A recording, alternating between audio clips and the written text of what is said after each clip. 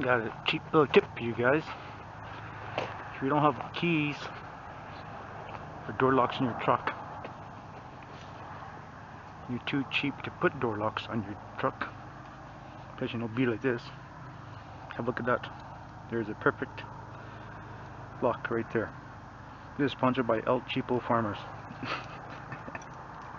So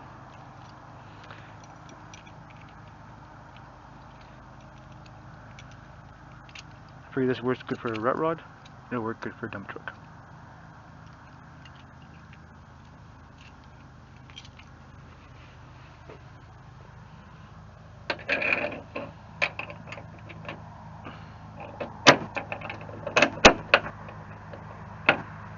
There we go. Didn't have to go online, didn't have to wait again for 2 weeks or a month working for door locks, and the job is done. It's locked up. Now no one can screw out of my truck. So, that's a cheap tip for you guys.